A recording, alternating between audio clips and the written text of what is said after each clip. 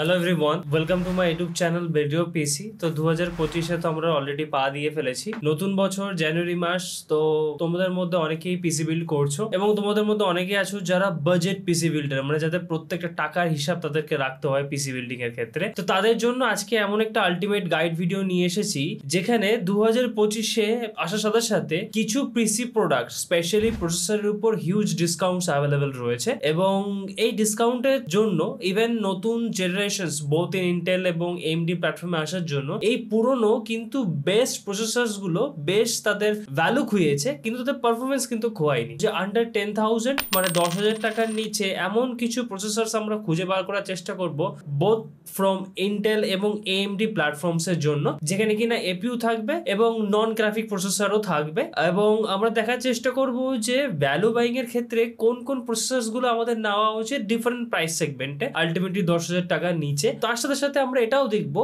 যে কোন কোন প্রসেসরস গুলো আমরা নেব না, কোন কোন প্রসেসরস গুলো সত্যি আমাদের নেওয়া উচিত না। তো এটা আলটিমেট গাইড ভিডিও, খুব important video for those people যারা কিনা বাজেটের মধ্যে থেকে পিসি বিল্ড করছো এবং অবশ্যই যাদের প্রসেসরের জন্য অনলি পিসি বিল্ডের বাজেট আন্ডার 10,000।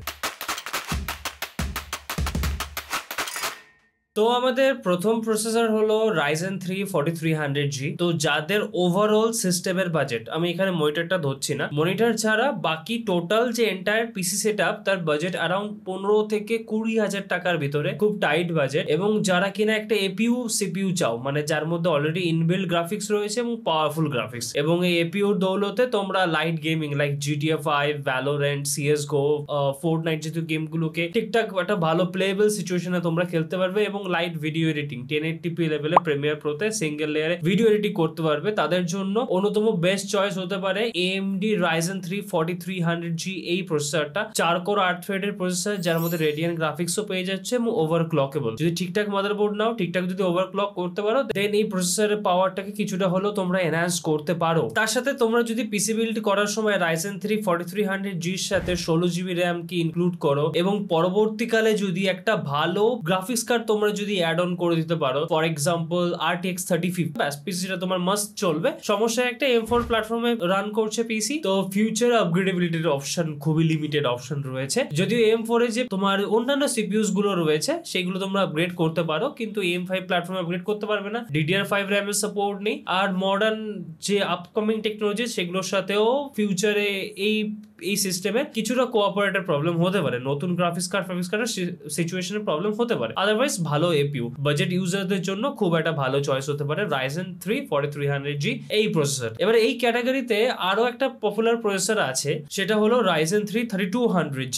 তো এই প্রসেসরটাকে একদমই নেবে না, 2 কোর 4 থ্রেডের প্রসেসর, অনেক পুরনো প্রসেসর। যেই যা বলে থাকুক 3200G একদম দেবে না। Ryzen 3 4300G এই প্রসেসরটাকে অলওয়েজ কনসিডার করবে। এই সেম প্রাইস সেগমেন্টের মধ্যে নন গ্রাফিক প্রসেসর চাইছো, মানে যে সিস্টেম বানাতে গেলে তোমাদের ডেডিকেটেড জিপিইউ দরকার, সেরকম একটা ভালো ভ্যালু ফর মানি বাইং হতে পারে Intel core i3 12100F processor, 12 জেনারেশনের প্রসেসর। এবং এর সাথে তোমার একটা ভালো গ্রাফিক্স কার্ড তো পেয়ার আপ করতে হবে, আদারওয়াইজ তোমরা ডিসপ্লে পাবে না। তো এই প্রসেসরটা চুজ করার মেইন কারণ হচ্ছে 12 জেনারেশনের প্রসেসর আপ টু 14 জেনারেশন পর্যন্ত এই সেম মাদারবোর্ডে তোমরা প্রসেসরটাকে আপগ্রেড করতে পারবে। একটা ডিসক্লেইমার, মাদারবোর্ড কেনাটাকে মাদারবোর্ডটা কনফার্ম হয়ে নেবে যে মাদারবোর্ডটা 13 এবং 14 জেন সিপিইউ কে সাপোর্ট করে কিনা। নেক্সট থিং হচ্ছে DDR5 প্ল্যাটফর্মকে সাপোর্ট করছে, ফিউচার আপগ্রেডেবিলিটির অপশনস খোলা থাকলো। এবং তার সাথে PCIe জেনারেশন 4.0 এবং 5.0 কে সাপোর্ট করে। ফিউচারের ক্ষেত্রে আপকামিং যে গ্রাফিক্স কার্ডগুলো সেগুলোকে তোমরা এই সিস্টেমের সাথে পেয়ার আপ করতে পারো। এই প্রসেসরটার সিঙ্গেল কোরের পারফরমেন্স খুবই ভালো। তো সেই ক্ষেত্রে তোমরা 1080p লেভেলে, যেখানে all maximum possible settings with a good GPU, তোমরা AAA টাইটেলগুলো for example Hogwarts Legacy, Red Redemption 2, বা তোমরা যে মডার্ন যে গেমস গুলো হতে পারে call of duty warzone, Far Cry যে লেটেস্ট ভার্সনটা রয়েছে, এই সমস্ত গেমস গুলোতে তোমরা 60+ FPS যেতে পারো উইথ 2K রেজলিউশনের মধ্যে with maximum settings A. Editing এর ক্ষেত্রে ভালো পারফরমেন্স তোমরা করতে পারবে প্রিমিয়ার প্রো, দাভিঞ্চ রিজলভ জাতীয় সফটওয়্যারস গুলোতে 1080p বা 2K লেভেলে সিঙ্গেল লেয়ারে ঠিকঠাক ভিডিও এডিটিং করে দিতে পারবে, কোনো সমস্যা হবে না। অ্যাটলিস্ট বাজেট ইউজারদের জন্য খুব একটা ভালো প্রসেসর। তো এবারে এখানে অনেকের প্রশ্ন হতে পারে যে 13 জেনারেশনে i3 বা 14 জেনারেশনে i3 তো নেওয়া যেতেই পারে, হ্যাঁ নিতে পারো, কিন্তু সেক্ষেত্রে প্রাইসটা অনেকটা বেশি। সেই প্রাইসে AMDর ক্ষেত্রে দেখলে 6 কোর 12 থ্রেড তোমরা পেয়ে যাবে। এই জন্য 13 জেনারেশন 14 জেনারেশন i3 কে আমি রেকমেন্ড করলাম না।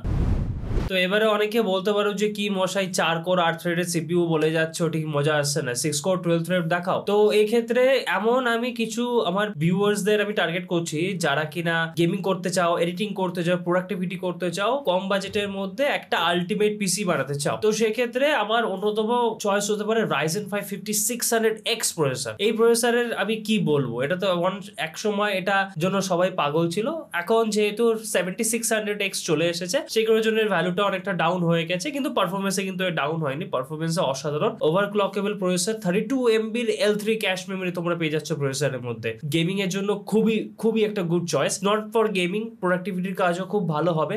তার সাথে হচ্ছে এই প্রসেসরের কিছু ব্যাক পয়েন্ট সেগুলো হচ্ছে পিসি জেনারেশন 4.0 কে সাপোর্ট করে। তো সেই ক্ষেত্রে ফিউচারে যে পিসি জেনারেশন 5.0 যে সাপোর্ট, সেই সাপোর্টটা তোমরা পাচ্ছ না, both for SSD as well as graphics card. Next thing হচ্ছে এই প্রসেসরের মধ্যে DDR4 প্ল্যাটফর্মের সাপোর্ট রয়েছে, DDR5 প্ল্যাটফর্মের সাপোর্ট নেই। তো ফিউচারে আপগ্রেডেবিলিটির ক্ষেত্রে প্রসেসরের সাথে অনেকটাই তুমি কম্প্যাটিবিলিটি ইস্যুস আসতে পারে, কিন্তু অ্যাজ অফ নাও তোমরা যদি একটা DDR4 প্ল্যাটফর্মের একটা স্ট্রংগেস্ট পিসি বিল্ড বানাতে চাও for gaming, editing, productivity, all of this work, সেই ক্ষেত্রে তোমার Ryzen 5 5600X could be a better choice, বলতে পারো one of the best choice এটা। এর বাইরে আন্ডার 10K বলাটা একটু ভুল, কারণ এই প্রসেসরের বর্তমান প্রাইসে দেখা যাচ্ছে 10,500 টাকা, কিন্তু ওভারঅল এই প্রসেসরটা নিলে তোমরা পস্তাবে না, খুবই ভালো প্রসেসর।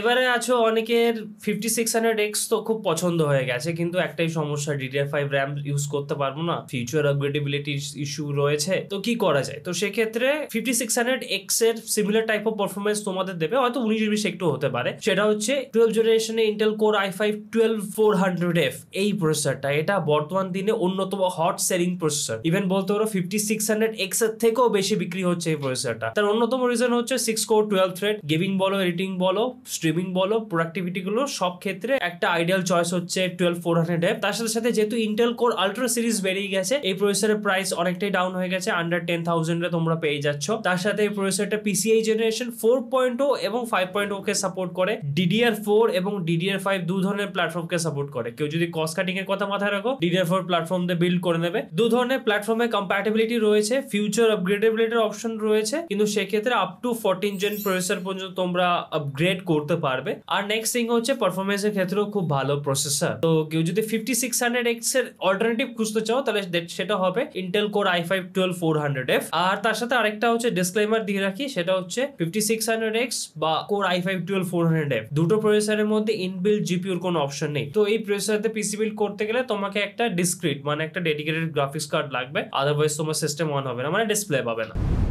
তো এবারে অনেকে ভাবছো যে আপাতত একটা 6 কোর 12 থ্রেডের একটা এপিইউ বিল্ড করলে কেমন হয়, যে আপাতত বাজেট কম আছে, তাই 6 কোর 12 থ্রেড প্রসেসর দরকার যার মধ্যে একটা স্ট্রং গ্রাফিক্স আছে এবং যে প্রসেসরটা আন্ডার 10K। তাহলে সেই ক্ষেত্রে সবার ফেভারিট প্রসেসর Ryzen 5 5600G, যদিও এই প্রসেসরটা মার্কেট থেকে এখন উধাও হয়ে যাচ্ছে, তার পরিবর্তে নতুন ভাই এসেছে বলতে পারো Ryzen 5 5600GT, স্টিল একটা ভালো অপশন, কারণ 6 কোর 12 থ্রেড পেয়ে যাচ্ছে, এর মধ্যে রেডিয়ান যে গ্রাফিক্সটা রয়েছে সেটা মোটামুটি তোমার মডার্ন গেমস গুলোকে লোয়েস্ট পসিবল সেটিংসে হ্যান্ডেল করে নিতে পারে, ইনক্লুডিং AAA টাইটেলের কথাও বলছি কিন্তু আমি। যদি তুমি এই সিস্টেমে 16GB র্যাম লাগাও, তার সাথে ফিউচারে যদি এর সাথে একটা ভালো জিপিইউ পেয়ার আপ করে নাও, তাহলে সিস্টেমটা 6 কোর 12 থ্রেডে গেমিং, এডিটিং সমস্ত কিছুর জন্য অন্যতম আইডিয়াল চয়েস হয়ে যাচ্ছে তোমাদের জন্য 5600G। স্টিল আমি বলবো যদি তোমার জিপিইউ কেনার সামর্থ্য থাকে তাহলে 5600G এর সাথে জিও না, তার পরিবর্তে তুমি either Intel core i5 12400F বা Ryzen 5 5600X এর সাথে যাও। আর যদি জিপিইউ কেনার সামর্থ্য না থাকে দেন 5600G এর সাথে যাও।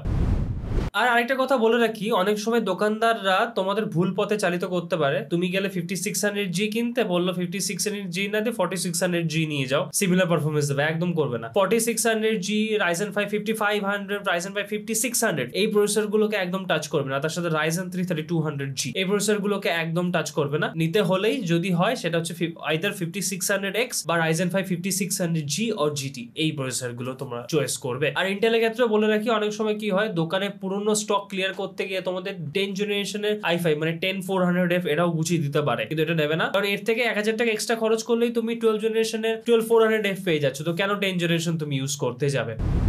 তো ভিডিওটা কেমন লেগে থাকলো প্লিজ কমেন্ট করে জানিও, কোনো মতামত থাকলো সেটাও আমাকে জানিও। আমার সাথে যদি 1:1 কথা বলতে হয়, ইভেন তোমরা অনেকে আমার সাথে ফোন করেও কথা বলছো, খুব ভালো লাগছে যে আমার সাথে ডিসকাস করছো, পিসি বিল করা নিয়ে অনেকে ভালো ভালো মেসেজও করছো, তার জন্য অসংখ্য ধন্যবাদ। তোমাদের সাপোর্টের জন্য আমার চ্যানেলটা গ্রো করছে, তো তার জন্য সবাইকে হ্যাপি নিউ ইয়ারের বেস্ট উইশেস রইলো। ভিডিওটা ভালো লেগে থাকলে লাইক শেয়ার করে দিও, বেলটুপিস ইউটিউব চ্যানেলটাকে সাবস্ক্রাইব করতে ভুলো না। ভালো থেকো, সুস্থ থেকো, নতুন বছর সবার জন্য ভালো হয়ে থাকুক, সবার ইচ্ছা যেন পূর্ণ হোক। Till then tata and bye by.